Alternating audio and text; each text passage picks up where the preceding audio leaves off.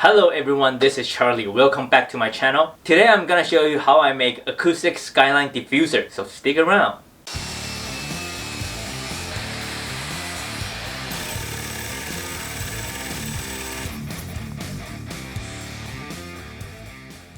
If you have a movie theater, a listening room, or even a living room, or simply you just want to hang a wall art on your wall, this video is for you. Okay, enough rambling, let's get right into the build.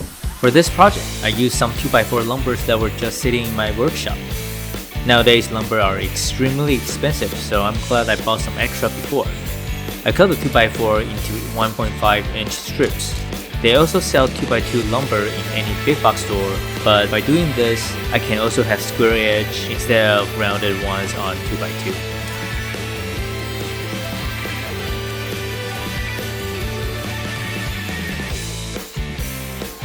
Now it is ready to sand. The vise I had was on another workbench that was occupied with a bunch of stuff at that time. So I decided to clamp some scrap trim as a stopper so that the wood won't try to run around during sanding process. I used 120 grit sandpaper. It should give them fairly smooth surface. Now it's cutting time. There are 151 pieces total that I needed to cut, so take your time there. It will save you a lot of time to clean the stop block since there are tons of repetitive cuts so that you don't have to measure every time you make a cut. This Skyline Diffuser is in a 12 piece by 12 piece configuration, and since the lumber is 1.5 by 1.5 inch, I will need a 18 inch by 18 inch backer board. After that, it is time to assemble. I used Titebond 2 for this project. I also prepare a piece of sandpaper so that I can smooth out any rough edges if I need to.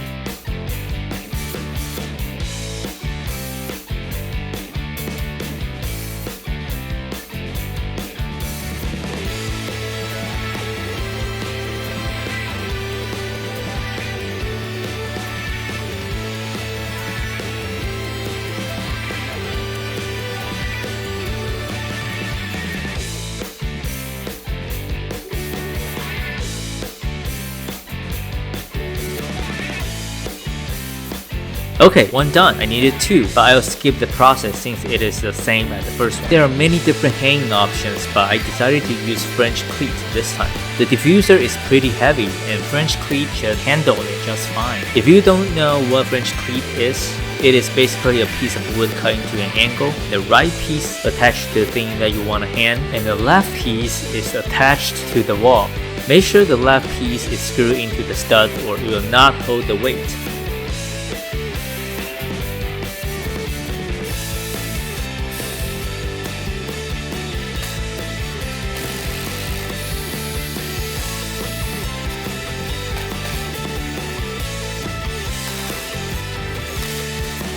I used some leftover 1x4 to make a frame around the diffuser. By doing this, it will have a more finished look and also help make the French cleat flush with the frame so that the top portion of the diffuser won't protrude, if that makes sense. I used pocket holes to make the frame, but a simple butt joint can do the trick too.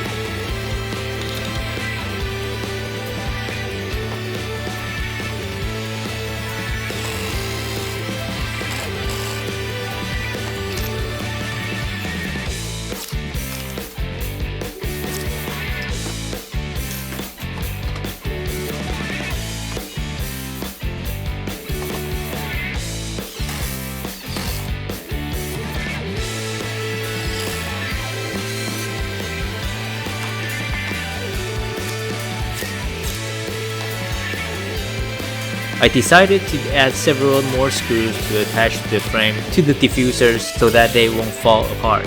The diffuser is very heavy.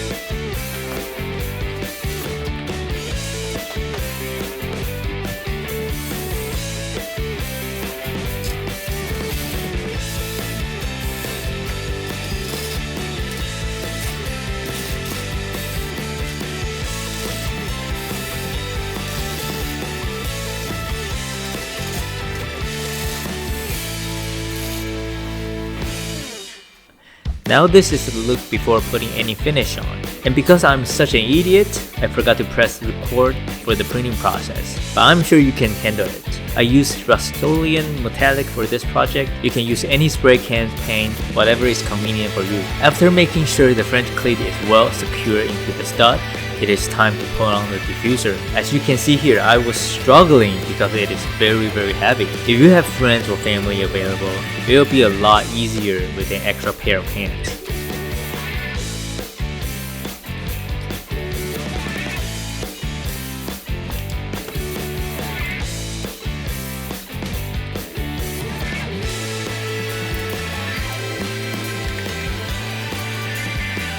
And after some minor adjustments, we are done.